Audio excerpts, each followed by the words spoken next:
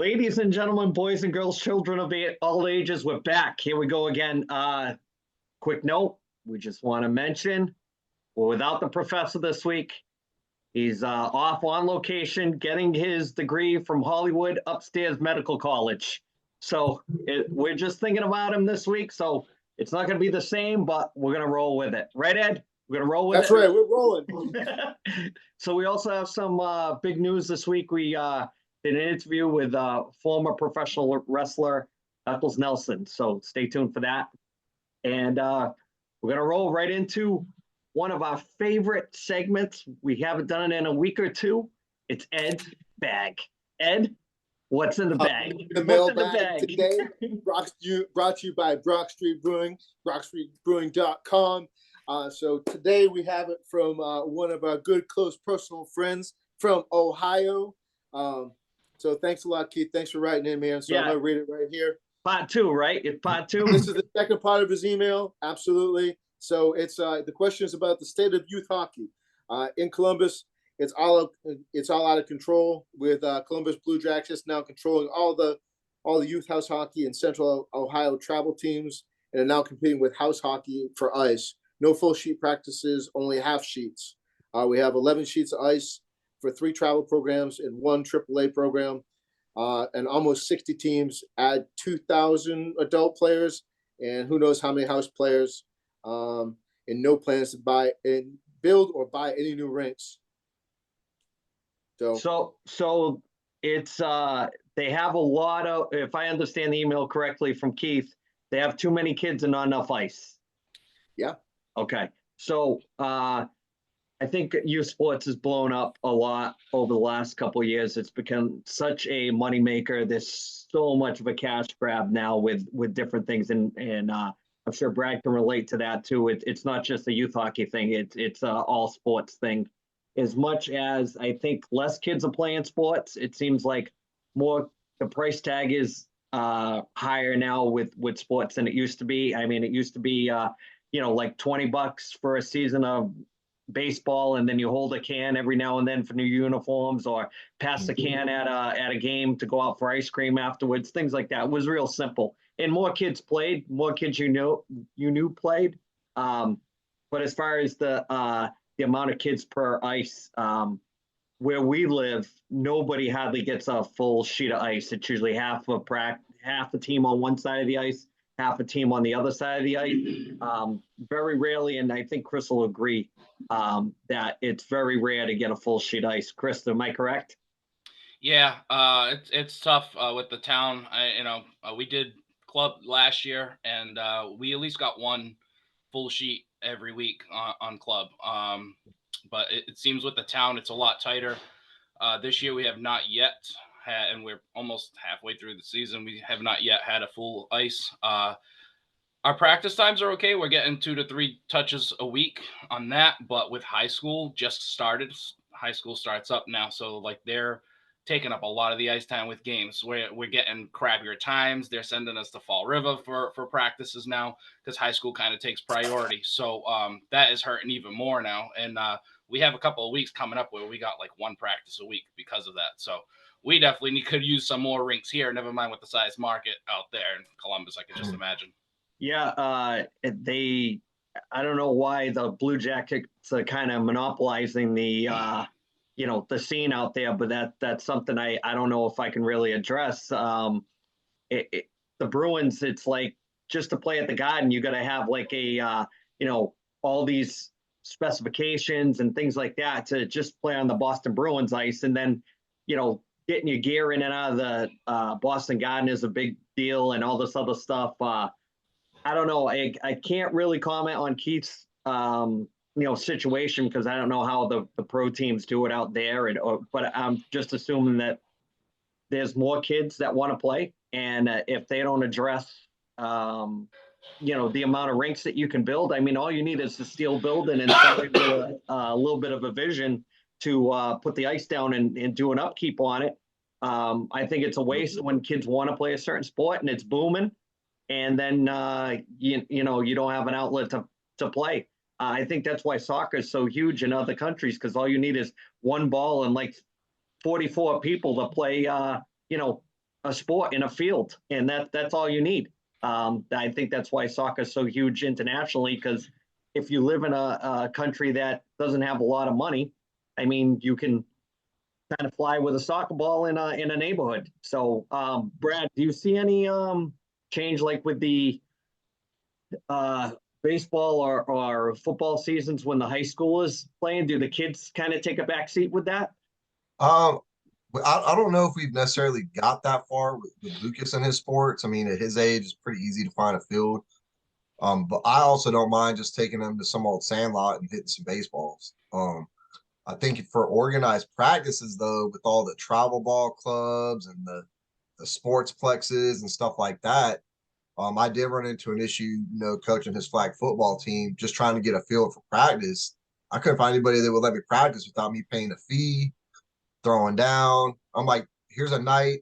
Y'all don't even have sports at this sportsplex. You have, you know, all these different soccer, football, baseball fields. I'll take the outfield. I'll take left field if nobody's using that field, and I just need to run my kids through some plays and practice. They wouldn't let me. Not even if I paid, they wouldn't let me. You know what I mean? I think that's just kind of the direction rec league sports are going, though. Like the more parents think their kids are, all-star studs, the more they want facilities, the more they want that. It's going to come down to pay for play. And I Yeah. mean, it kind of already is that. The thing that's lousy about the way sports have gone is parents don't spend time working one-on-one with their kids. It's more, let's find another place where another clinic with, if I get another Yeah. $40 or if I get another $50 to dump into it, I'll drive 30 miles on an off night where you could just be watching TV with your kids and enjoying your family time. That's kind of rare, if you're full blown in a sports season, to waste another night out for that you're paying for, where you already Yeah. kind of paid for your season. And it's crazy because I don't know what the end game is with some people, but it seems like the more money you have, the more opportunities you're trying to create. And it doesn't always Yep. kind of make your child want to play more. Go ahead, Doesn't Ed. make them any better. So I mean, since I'm the only one on today that does not have children, I'll just say it to you like this. Wait, Brad and I have had a lot. disclaimer that you know about. That is true. You don't have children yet. Stop it. Ooh. Stop it. Pending Don't Yeah. you curse DNA me like test. that, Bobby Boucher. Hey, Ed, you got to try Hey. the front. That's how it works. Hey, come on now. This is a PG-13 one. Come on. No. On show. a serious note, Kid show. but Brad and I have It's had a this kid show. conversation many times. So seriously, the thing is just like Andy. I mean, think about how many times when you and I were growing up, I'd come over your house and we'd go outside and play basketball in your yard, right? All day. It was right. We'd go outside, we toss the football around, toss the baseball around. I mean, that type of thing. Like the thing is just like kids are not being kids. And I mean, and the thing about it is it's great that you have all these specialized clinics and everything like that. But the thing is that, you're playing them all these games, but nobody gets better in the game. You get better in practice. And the thing about it is that, and we can all agree right here that most kids, it's the 1% of the 1%, they're going to go to the show. And then number two, Wayne Gretzky, arguably the best hockey player ever, did not stop playing other sports until he moved away at 14 years old and went to the Quebec majors. That's a fact. So, I mean, that's how they get quicker. And they learn, they learn how to play other sports, move their body in different ways. I mean, I worked with a kid just recently. He's 17 years old and his shoulder's junk because the thing is, it's like he played so much baseball from the time he was 5 until the time he was 17. There's no way a kid that's 17 should have a Tommy John surgery on his elbow and have a blown out shoulder. Nope. Real quick, Ed, great points. There's been so many athletes that I don't think a lot of people realize were drafted and had the chance to play a fork in the road where they could, like Tom Glavine, he could have played for a professional hockey team in the NHL or pitched. I mean, there's so many other athletes like that had multiple chances to play different sports and they chose one. And Tom Glavine, who pitched for the Braves, I believe, right? During those great years. Yep. He chose baseball because he thought it was the better avenue for long-term success and his body. So, Chris Drury, multiple time. What he won the Little League World Series and won the Yes. Olympics. He won the Stanley Stanley Cup. Cup. Yeah, it's like there's so many athletes like that played multiple things growing up and were good at all of them, and they got to a fork in the road where it was a profession, and they said, I got to choose one, and that must be hard because maybe the kid in you wants to go one way, but the business side of you wants to go another way. So, yeah, I think this is a topic with youth sports and things like that we could probably talk about a bunch. I mean, we've had a lot of emails this past year about youth sports, and it always seems to, kind of parlay into other things. But keep those youth sports questions coming; they're great. I love talking about that stuff, especially from these guys' perspective too, especially where it's regional too. Brad has a great opinion of sports in the South and how they handle stuff down there. So I love hearing his opinion on stuff too. So we're gonna wrap the emails up this week. So real quick, so we don't get long-winded, CM Punk saga still going on. He is the highest selling merchandise person for WWE and still AEW. Can you believe that? That is unbelievable. They're still selling more CM Punk leftover AEW merchandise than anybody else on the roster. So that's crazy. That's like never heard of. He committed to the Royal Rumble too. Yep. So it's officially him and Cody too. So there's a kind of a weaving storyline there. So my prediction. AJ Styles came back too. Oh, see, it's and he that looks time. jacked. He must be going to the Randy Orton school of lifting. Yeah, he is jacked. And now I think they're getting into an area. I think they have too much star power. Like, I don't know.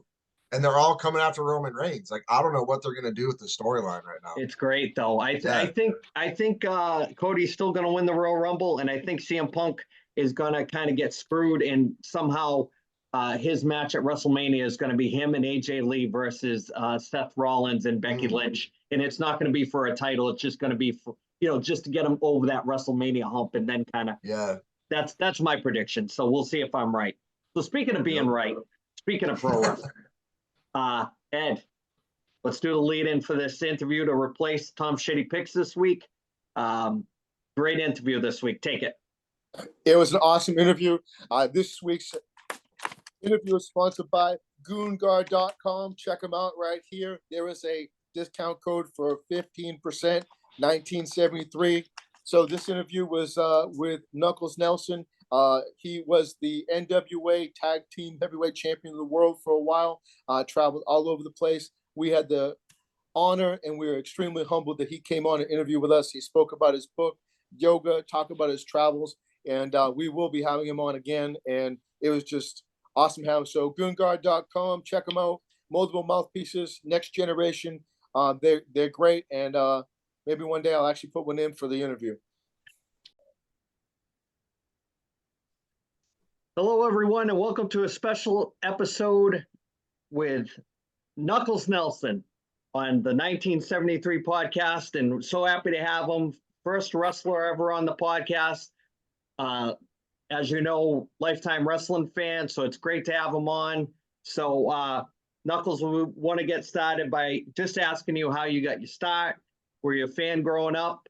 And we'll start with that. Take it from there. Well, thanks for having me on tonight, guys. And I can tell you that I'm as big a wrestling fan as anyone on the show here tonight. I was a fan. That's really what it was. And it got so bad I had to start doing it. So I went to wrestling school. I went to several different wrestling schools. I was originally trained by Brutal Bob Evans and Nick Steele. And eventually I made my way to Killer Kowalski's wrestling school. And from there, found myself in the wrestling world. When I was growing up, I was a huge fan of the Von Erich brothers. And with the Iron Claw coming out next week, I'm really looking forward to seeing that movie, and that gives you an idea of the kind of wrestling that I was into when, before I got my start in the ring. So, Yeah, go ahead, Tom. No, I was a huge Kerry Von Erich fan growing up. Yeah, I mean, everybody from You, Me, and The Rock loved Kerry Von Erich. Yeah. Oh, yeah. Absolutely. What a talented guy, and what a just a tragic story at the end where a a lot of people don't understand that his last appearance was in ECW in like a before they were even Extreme Championship Wrestling. He was in Eastern Championship Wrestling with in his last match, and that's a story in itself. Todd Gordon from ECW loves to tell that story about how that happened, but it's not about Kerry, it's about you, Knuckles. So take us through people you've worked with, different territories you've worked. Just have at it. It's your time. Okay, well, I was in the right place at the right time a lot when I first broke into wrestling, and when I was trained, I had about 5 matches under my belt, and I was so delusional. I thought I was ready for the WWF at that time, and I went to a television taping in Providence, Rhode Island, and I found Tony Gurria, who was in charge of hiring the enhancement talent, or jobbers as they were called back then. And I told him that I'd been wrestling for 5 years and I had hundreds of matches. And the next thing you know, I was standing across the ring from Razor Ramon the night after he won the Intercontinental title in my first match. And Oh my God, man, that's awesome.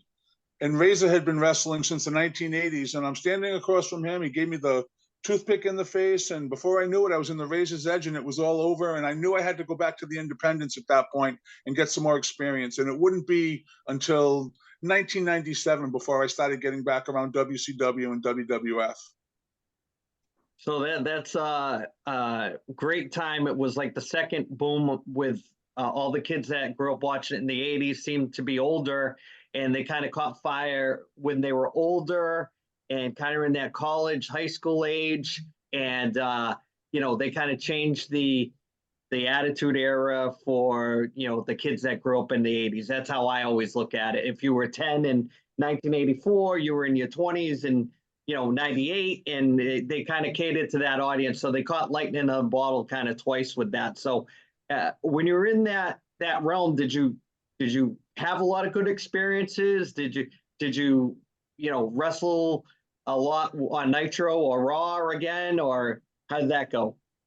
Well, my first match on Nitro was actually in St. Patrick's Day in 1997, and I was in a tag match with a guy named T. Ranchula, who was down from the Ohio area, and they put us together and put us in the ring with the Giant and Lex Luger, and I got to choke slam that night, and I had a lot of aspirations to go very far in the wrestling world, but I found out real quick when your competition with people like Razor Ramon, Mr. Perfect, The Undertaker, Ric Flair, Hulk Hogan, my role was going to be as someone that was going to be there as an enhancement talent, and I was fine with that because I look back very fondly on my days in the wrestling world. I was a 3-time NWA World Tag Team Champion. I got to travel to Japan many times, and I was in the ring. It would take me a long time to list all the people. I had almost 1,000 matches, and I wrestled everyone from I was in a tag team called the Brotherhood, and we feuded with the Public Enemy, and I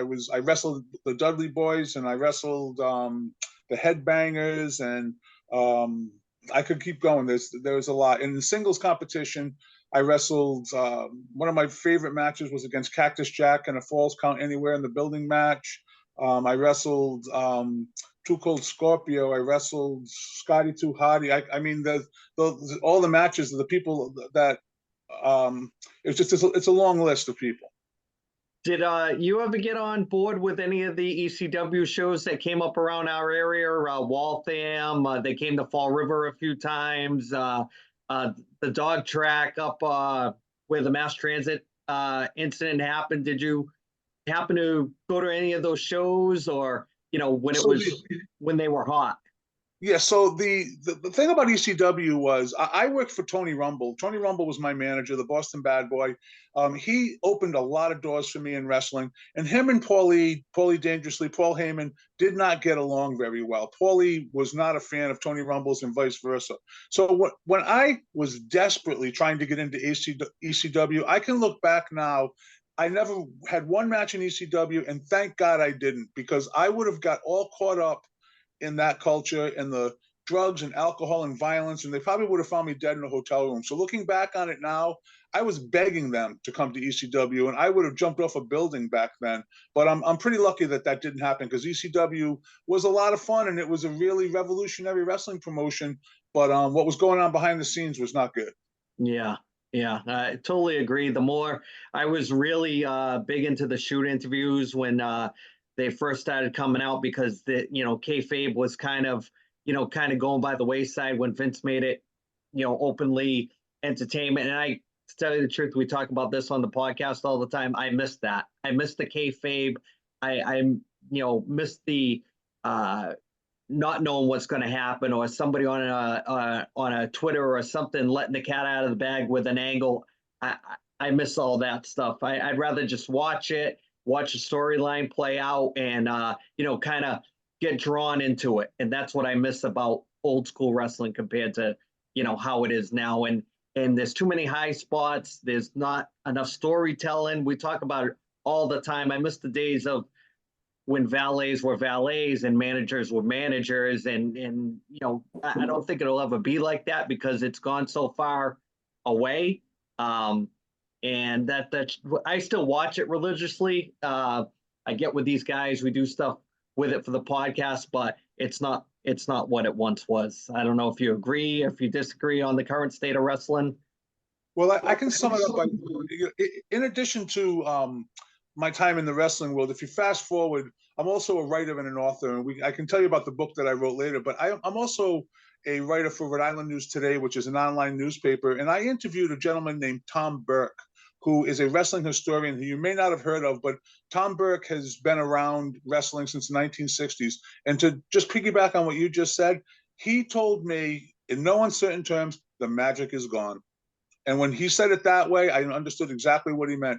It's just without, once the business was, and you can't really expose the business at a much higher level than Vince McMahon. That's just, once he exposed it, well, I was protecting it for years after that, but what was I protecting? It was already, the cat was out of the bag. But yeah, I agree with you fully. Yeah. I'm interested. Oh, go ahead, Tom.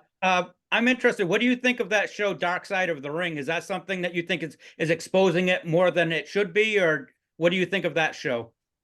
I think Dark Side of the Ring is awesome. I think every episode, I've never seen one that I didn't like. I particularly like the one about Adrian Adonis because he was one of my favorite wrestlers and someone that for some reason doesn't get the credit that he deserves and should be in the WWE Hall of Fame. But I love the show. And just like this movie, The Iron Claw, that's going to be coming out on the Von Erichs, I think it's just going to be an extended version of the Dark Side of the Ring. It's just, the real truth about what goes on behind the scenes. It's drugs and alcohol. Not anymore. It's not anymore. But back then it was just a big party, every day. I miss the thing with wrestling about like comparing the Bruiser Brodies or the Dick Murdochs, the guys that couldn't hold a regular 9-to-5 job. And these were guys that were larger than life. I mean, of course, Andre the Giant's larger than life, but these guys, when you saw them, I remember the first time I ever went to see it live, it was at Boston Garden. It was probably like 79. And I remember we're sitting near the aisle, and when Andre came out and he came down the aisle, I looked up and I was like, I can't believe how big this guy is. And I was probably 7 at the time going, I cannot believe how big this man is. And I still remember it to this day, that awe. And that's what wrestling misses, is that, that appeal to, like, these guys are not 9-to-5 guys. When you go see wrestling now and there's guys there that you could beat up, it's like, where is the mystique? Where is that, that, I don't want to say Charisma character, the tough guy persona to it.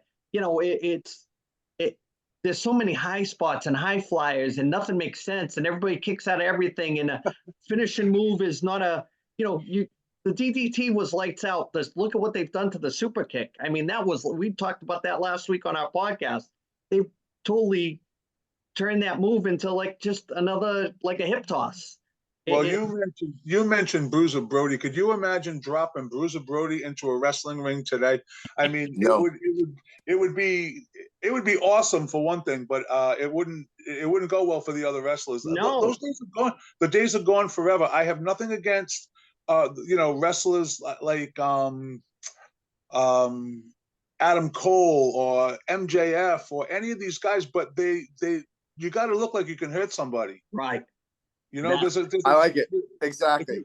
If you want to be a professional wrestler, like that's what wrestling used to be, but it's not anymore. And it's fine that it's expanded and opened up to what it was. But I'm with you guys. I'll take the days of Bruiser Brody and Terry Bam Bam Gordy any day. Yeah. There we go. Old school I, Freebirds. I Hey, miss, so oh, go ahead, Ed, take it. I was just gonna kind of turn it back a little bit here. I'd like to, who was your favorite person to work with? What was your favorite match / feud that you had? And then kind of tie that back in and tell us a little bit about your book and that type of thing Yeah, as we please kind of do. move along. Okay, so the people that come to mind, you may have never even heard of this guy, but there was a kid by the name of Steve Bradley who was signed by the WWF at one point. He was down in Memphis, and he was the most clean-cut kid that I had ever known. I just tried to keep up with him in the ring. He was fantastic. And the wrestling business chewed him up and spit him out. He died of a drug overdose. And he never touched drugs before wrestling. Some other favorite opponents of mine were Perry Saturn. The Public Enemy comes to mind. They weren't great wrestling matches, but we feuded with them all over the country when we were the NWA Tag Team Champions because they were chasing us for the belts back then. And we had some really great matches in little towns like Pikeville, Kentucky, and some town in Ohio that I can't even tell you the name of, but the high school gyms would be banged out with people. We were really still in the tail end of the territories and regional wrestling where you could actually set up a loop for yourself without being in the WWF or WCW and go and defend those belts around the country. And when you ask me about my book, I wrote a book it came out 4 years ago. It's not new.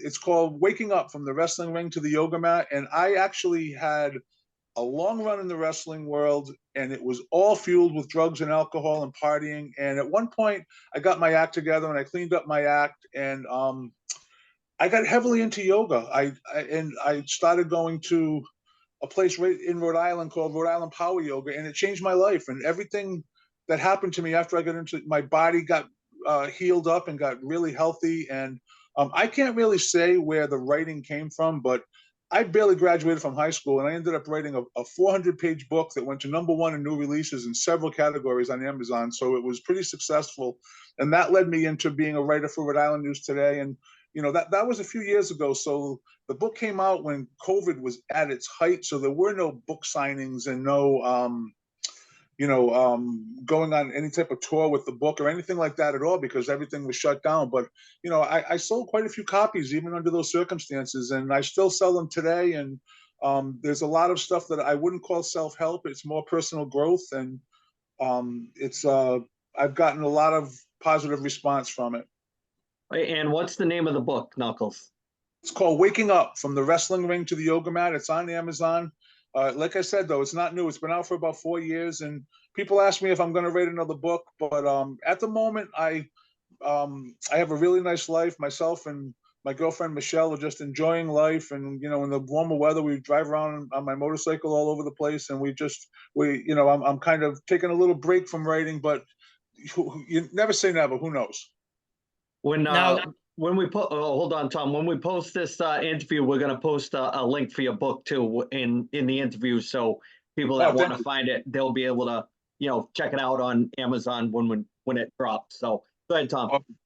When you were putting pen to paper, did you find yourself like stopping and saying, "Wow, you're really putting yourself out there"? Was that difficult to put all your I don't want to say your laundry out there, but was that a difficult thing for you to do, or was it an easier thing?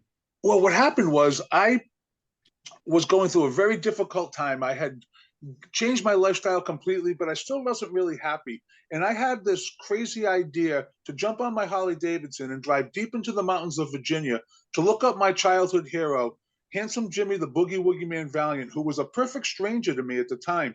And it made perfect sense to me, even though it was a crazy idea. And I went down there and I found him. He's got a wrestling camp in a small town called Shoresville, Virginia. And I walked right up to him and I introduced myself. And he became a father to me, like in that moment. He listened to my whole life story, and I told him I was struggling with a lot of things. And he taught me about forgiveness and how to really forgive people. And he really helped me get myself back on track. And I still go down and see him every year on his birthday. And when I came back from that experience, I sat down one night with a notebook and a pen, and I just started writing.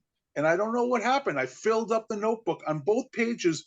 the whole notebook, and I went to the store and I bought a whole stack of notebooks, and I filled those up, and I was like, what is this? What am I doing here? And then I realized I was writing a book, and it just poured out of me. It was effortless. And of course I had to have proofreading and editing done, but through the process of it all, I ended up writing a book that went to #1 in new releases for wrestling books, yoga books, self-help books, all in 2019. So go figure.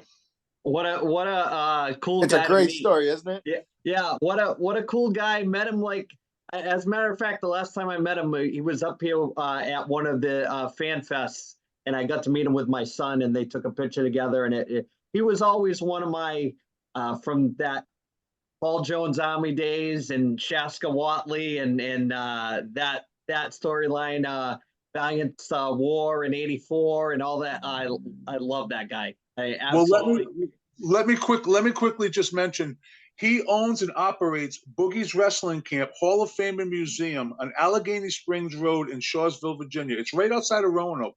If anyone is ever down there, I highly recommend going and visiting it. It's open and free to the public from noon to 4 on every Sunday, 52 weeks a year, and they have more memorabilia and wrestling nostalgia than you could possibly imagine. There's also a wrestling camp there where aspiring wrestlers are training. You can watch practice. There's 5 buildings that you can tour, and there's also a replica. It's not really a replica. It's a one-of-a-kind copy of the WWF Tag Team title belt that he won in 1974 that I actually gave him as a surprise birthday gift last year. Oh wow. Okay. That's awesome, man. Yeah. The Valiant Brothers, and then they threw a third one on at the end. They kind of like to mix it up a little bit. He was always been one of my favorite characters in wrestling, and everything he did was so easy. It was like his matches, like especially against enhancement guys, it was like you watch it, it's like a couple of real quick things, plays to the crowd, the elbow drop, all done, and go kiss Tony Schiavone on live TV. So it was always entertaining with them. He didn't do a lot. He didn't do a lot in the ring, but what he did was very effective. Oh, less is more. Now there's a perfect example that the guys that are the high flyers, that everything's a high spot, and you're kicking out of 4 pile drivers now, and there's a guy that I wish it was more like that. I mean, effortless. These guys were wrestling every night, which and they were taking care of everybody, and you had to show up to make money, and there was no guaranteed contract. So, like I said, I can't emphasize enough how much I miss those days. I totally understand. Go ahead, Tom. You got anything else? Well, I see that you are a writer for RINewsToday.com. Was that something that grew out of your writing your book? You realized you liked writing, or was this something you always wanted to do? Well, it was not something that I always wanted to do. It just kind of happened. And when my book came out, I got a lot of press. I've got a lot of television, radio. I did tons of podcasts like this. And one of them was a sports writer for Rhode Island News Today who contacted me and asked me if he could interview me about the book. And when I did, I met the editor and owner of the newspaper, Nancy Thomas, and Nancy offered me a job writing for them. And the next thing you know, I'm attending all kinds of events, movie premieres, restaurant openings, you name it. And one of my favorite things was I actually started to go to CES boxing matches around New England for the great Jimmy Birchfield, who is a legendary promoter based right out of North Providence, Rhode Island. And he also became a very close friend. And Mr. Birchfield allowed me behind the scenes and let me interview many fighters. And it took them a while to take to me because I was coming from the wrestling world. But when they found out that I was a longtime martial artist and former kickboxer, they kind of warmed up to me at some point. But the experience with Rhode Island News, my editor's not overly happy with me right now because I've been taking a break from everything because I'm having a really great time in life right now, and I'm doing less and less and enjoying life more and more. But I will definitely be back with Rhode Island News writing something soon. I think what it's going to be. I think what it's going to be is I'm going to do a review of the Iron Claw. Nice. I love it. Really good. That's awesome. The question I have is favorite person that you've ever met in wrestling and the person that you hope you never run into again. because of a negative experience or a negative story? Favorite and least favorite. Well, my favorite person, it would be hard to top Jimmy Valiant, but I would say another person, since we talked about Boogie so much, is a gentleman by the name of Wild Bill Irwin. Wild Bill Irwin was a wrestler from World Class Wrestling, the AWA, the NWA. Him and his brother, Scott Hogg Irwin, were known as the Lone Riders. And when I started going to Japan in the late 1990s, defending the NWA World Tag Team titles over there, Wild Bill was on the tours. And Wild Bill took me and a bunch of guys that were coming from America and going to Japan for the first time under his belt and taught us how to behave in Japan, taught us how to just be the professionals that we should be instead of acting like a bunch of idiot wrestlers, which a lot of people do. So Wild Bill, he I'm not saying that he kept us alive, but he kept us on the straight and narrow and helped us to conduct ourselves the way we should be when we were in Japan. I don't really have anything negative to say about anyone from the wrestling world. My least favorite experience that I had, and this is on YouTube, you can look this up easy, was a match that I had with the Big Boss Man. And it's not that I'm not going to run into him anyway because he passed away. But we had this whole nice little match planned out. And I was like, wow, he's giving me a lot for this match. And right before we went to the curtain, he said, forget everything we said. I'm just going to kick your ass. And Wow. And he did. And, he handcuffed me to the ropes and hit me with the nightstick and the whole deal. But that was something that kind of caught me off guard because I was excited about that match. But I mean, I wrestled so many, every match I had was a learning experience. And I'm so grateful for it because I'm just a kid from Rhode Island that loved wrestling so much. I wanted to try doing it. And I ended up becoming a 3-time world champion in the wrestling world. And, and I get to do things like this. And I was telling my girlfriend, Michelle, earlier, big shout out to you, Michelle. I still get a kick out of the fact that I get a call to do these kinds of shows. And, it's an honor. And I'm really humbled by the fact that you would have me on tonight. Oh yeah. Oh man, first and foremost, we're honored and we're humbled, man. We've been talking about this. How we pretty much got into this was the three of us. There's one other person who didn't want to come on the podcast with us and not do it with us. But we were just like, we hadn't seen each other in quite a bit, and because of COVID, because of where I live and stuff like that, and we just started it. And we've been kind of talking and like, look, man, we're huge wrestling fans, and all of a sudden, you popped up in my feed one day, and I'm like, man, I'm reaching out to him. I'm gonna reach out to Knuckles. I'm gonna see what he says. Worst thing you do is tell me no. And we are really humbled and honored just that you came on with us. And we're glad that we're gonna promote your book, and we'd love to have you on again, and we really kind of do even a deeper dive as well. Yeah, that'd be great. Maybe we'll give it a little bit to simmer on the pot, and then after the Iron Claw comes out, and maybe another season of Dark Side, we can get together and talk about a professional's perspective on kind of the viewpoints that they make, and see what maybe you can call BS on some of the stuff. Who knows? But I'd love to get more into it, and we work with like a half an hour time frame so we don't get long-winded and it doesn't get stale. But I'd love to have you come back on. And I didn't even realize that you were local. Two of us are in Massachusetts, and Ed's relocated down south. So the friendship is there, and the love of wrestling's there. And if there's a connection, we'd love to keep it going, and keep you in the loop. If that's something you'd be open to, would be great. I'd love it, guys. I'd love it. I can tell you, one, Ed's a smart one for going south, and two,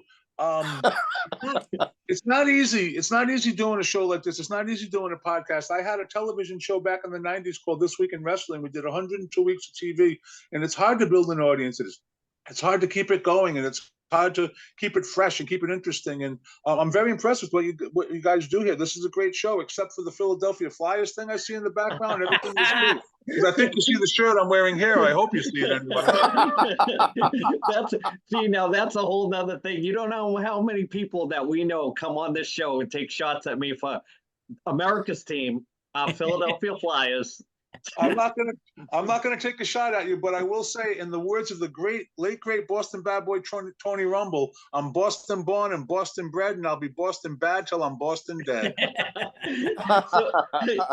So how that is how we're gonna end the show. That is how we're gonna end the segment for that with your, that'll be your send off. And I'm gonna just hold it right there, and then we'll have you back on, and then we'll reconnect and let you know how the episode went, and you'll be able to watch it this weekend when we attach it to our big episode that we do, and then we'll go from there if that's okay with you. Fantastic. Hey, just let me know when it's going to be on so I can post it. I'll get people will watch it if I let them know I'm on it. Oh yeah, it'll Awesome, be man. on. We usually post our new episodes every Sunday night. Oh, perfect. Okay, thank you. Thank you very much for having me on. I appreciate it. Thanks, Ed, for reaching out. Yeah, Thanks, Knuckles, Knuckles. stay on when Thanks, Knuckles. stay on when we close down, okay? Okay. Thanks, everyone. Yeah, great interview this week with Knuckles Nelson, and check out his book. It's on Amazon. It's available about his tour of duty in the wrestling business. So Nice. let's shift to our usual weekly NFL picks. Chris, big shoes to fill this week. The professor is not in. So I'm sure he gave you a laundry list of how to do it. He walked you through it multiple times. So you are the backup this week you are the Scott Zolak of the podcast. Damn.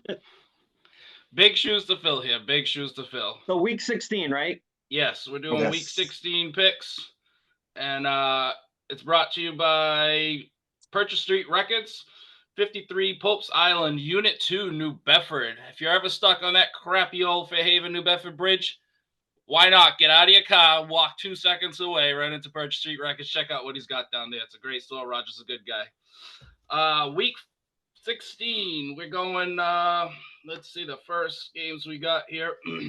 It's a Thursday night game. We have New Orleans Saints versus the LA Rams. Let's go with Ed. I'm going with Who Dat Nation. I'm going with the Saints. All right. Tommy Boy is going with the Rams. Brad. This is going to be one shitty Thursday night game right here. Per the usual for Thursday nights, but I'll go with the Rams on this one. What are you talking about? It was a score fest this past Thursday night. Yeah, right. Andy. I'll go with the Saints. Yeah, I'm going to go Saints too. All right. The next game is Saturday game, Cincinnati and Pittsburgh. Ed? I'm gonna have to go with the Bungles.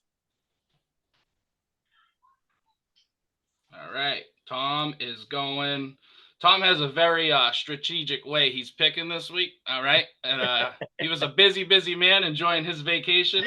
So we're going to go with another home team, and he's going with Pittsburgh. Mm. All right. Brad?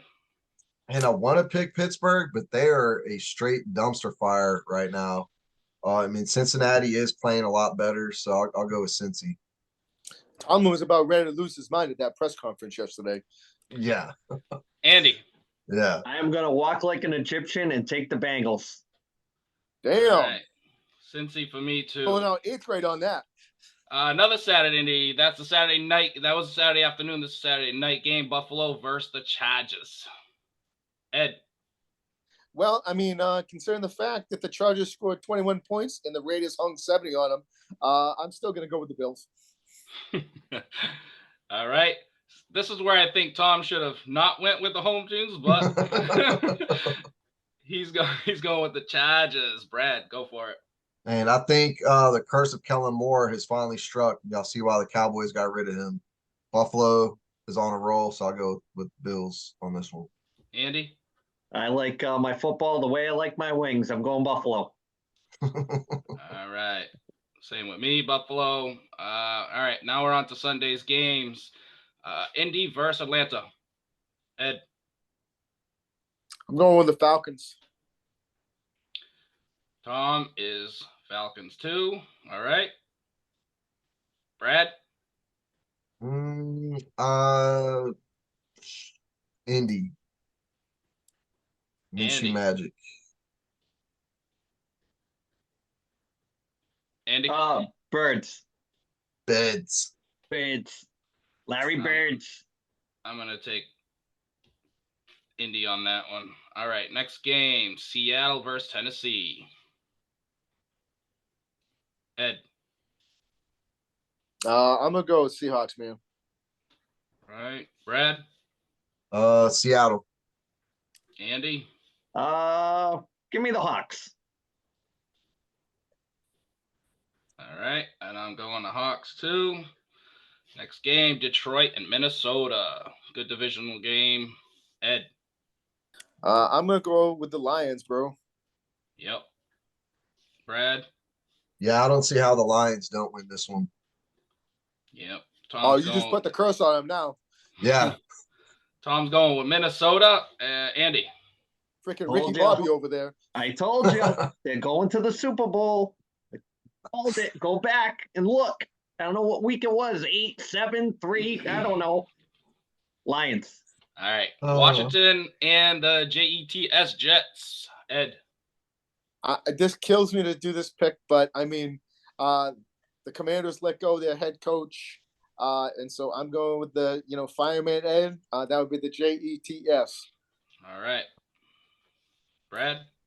Yeah, once in a blue moon, I think Zach Wilson gets it together. And the Commanders are such a shit show right now. So Jets. And Andy. Jets, I guess. All right. That's the Jets. first clean sweep this week. Jeez, for the podcast. Jets. Yep. All right. Green Bay and Carolina. I'm gonna go with Yeah, sorry. the Packers, please. Yes, sir. The way Brad? you I like figured your if you had a bit of a fudge. pattern going, that I would be the first pick, so I figured that'd go. Yep. Tom is going with the Carolina Panthers. What? Brad? Is he basing that off of maybe because Green Bay dropped that one last week? No, he just didn't have much time. He's enjoying his Oh. vacation. He was going for a Oh, man. brunch, and I disturbed his beachside brunch, and he just gave me all the home teams, he said. All right. Yeah, Green Bay for me. All right, Andy. I'm gonna pick Green Bay the way Tom likes his fudge this weekend. Packed. All right. Cleveland versus Houston. Ed, go for it. I'm gonna go with Houston. Ooh, all right. Tom is taking Houston too. Brad? I want to say Houston, but with the amount of injuries on that team, I got to just play it safe and go with the Browns. Andy. I told you. The other team This is going. it. The other team going to the Super Bowl, just like when you get up every morning. The Brown kids are going to the Super Bowl. This All is right, it. got that. I'll take the Browns too. Houston, I don't even know what they're doing with quarterback right now. Injuries, it's a mess over there. Jacksonville versus the Buccaneers. Ed. I'm gonna go with Jacksonville. Mm. All right. Tom is taking the home team, which is the Bucks.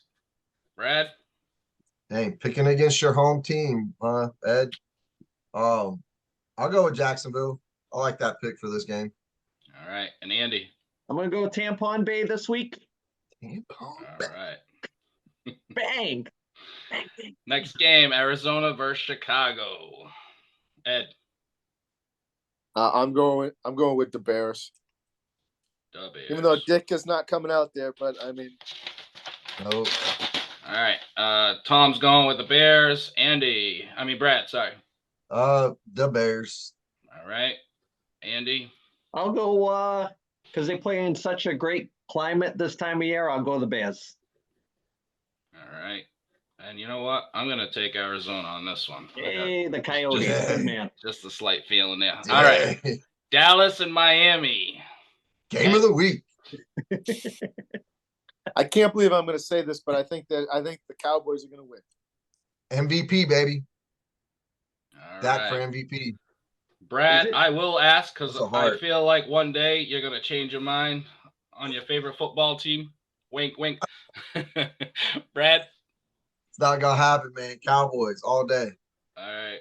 I'm gonna take back everything I said for the last 3 podcasts about Dallas. They are tearing it up right now. They're definitely on a roll. They're playing good. Dak, that I thought was gonna sink, is still hanging on. This is a very good game. I'm only going with Miami because they're at home. Mm. That's it. That's the difference maker. Andy. I'm gonna, is this like a Super Bowl, what, 4 or 5 rematch or something like that? Yes, old school. Yeah, I'm gonna go, because I'm here to make friends. 'Tis the season, I'm gonna take the guy with the sexiest sweater on the show. Right here. Cowboys. That is true. All right. New England last Sunday night game is New England versus the Denver Broncos. That's an exciting one. Ed. I'm just gonna say is that the Broncos are just a more talented team, and I hate to say that, but it's just true. Yep, definitely. All right, Tom, going with the Broncos. Brad, go for it. Didn't I see that Belichick might not be coming back? That's starting to That's the pick up some rumor. steam. No, But they anyway, pulled that. They honestly pulled that report this morning. They've reversed that, and then they reversed according it. to Robert Kraft, he has said I really haven't made a decision on that yet. Mm, Tom Curran was wrong. okay. Either way, Mile High Stadium. I'll go up Denver. All right, Andy. I'll go Denver also. I'm gonna go on another whim here. Listen, I need to do some catching up. I missed the first 6 weeks. Let's go, Pats. All right, we're on to the Monday night not games. a one-way ticket to the promised land. No. Monday night games, which is Christmas. All right, so we got a 1:00 game: Las Vegas Raiders versus the Kansas City Chiefs. Ed. Even though the Raiders hung 70 on the superchargers there because they weren't doing nothing like the superchargers, I'm gonna have to go. I'm gonna go with them. All right, Tom's taking KC. Brad. Chiefs been struggling, but it's hard not to pick them in this matchup. So Kansas City. What are they going to do? Have the wide receiver plant their foot offsides again? Yeah. Andy. The NFL's blatantly obvious favorite team, the Chiefs. 100%. I think that's a clean sweep for everybody. Yes, I'll take the Chiefs on that one. I'm not going to go too crazy there. All right, the 4:30 Christmas game is the Giants versus the Philadelphia Eagles. Ed. I'm going with the Eagles. All right. Tom's taking the Eagles too. Brad. I think the love affair for the Eagles is over. Like Andy said, the favorite team is the Chiefs. I think the script writers have shifted gears on this one. Eagles in a skid. I think it's a trap game with DeVito quarterbacking for the Giants. I'm gonna go New York. I think this is an upset. I like it. Andy. I'm gonna take the Eagles. Yeah, I'm gonna go just straight power Eagles. I'd be upset if I didn't, and I was wrong. All right, last game Sunday night. The Monday night Christmas game: Baltimore versus San Francisco 49ers. Ed. Man, that's going to be a pick'em game. But I will say that the Niners look like they're a better team, but barely. Baltimore, they really have shown up and they have really been playing well. All right. Tom is going with San Fran. Brad? Yeah, don't freak out, Andy, but this could be a Super Bowl matchup. I know you're set on your picks, but this could be it right here. San Francisco, though, I think, like Ed said, just a little bit better. And Andy? I am going to take, as usual, Liberace's favorite football team, the 49ers. All right. I'm going with the Niners, too. I agree with Brad. I think this is a possible Super Bowl matchup. So just real quick to run down last week's picks. Everybody was 5-9 except for Andy 6-8 took the week. So the totals so far: Ed is in first place, 124-83. Tom 123-84, down by 1 game. Brad 114-93. Andy 112-95. And we don't even need to talk about me, but if you want to, 26-29, below 500. That's because the football that you like is the other football. Yeah. It's the soup Hey, that must be Pele weighing him para down. aquí. It's the soup that's weighing him down. Hey, so listen real quick. We got 3 minutes left. I mean, this podcast flies by. So much chirping, so much stuff going on. Ed, good swag on this week. Real quick, what do you got? Goon Whoa. Guard T-shirt, Goon Guard T-shirt, 1973. hat. You nice. Discount code right here. Right here, 1973. Goon Guard. Promo code 1973 Promo code. for all the guys that wear those things. And gals, guys and gals. Hey, gals. Hopefully more gals, because nothing looks worse on a female than missing digits. Yeah. So Excellent point. it's a delicacy in the South, though. I think that's a turn on. Yeah. So we're gonna wrap this up this week. That's I believe that's what 44 episodes. We're working on getting to number 50. We're gonna have some quick discussion about what we're gonna do the next 2 weeks, and then we'll get some more content out. And thanks for everybody for watching. So we'll see you next time. In between time, that's Ed. That's Brad. That's not the Portuguese Phantom, but he is Portuguese. So you can tell by the room. Later, everybody. Later.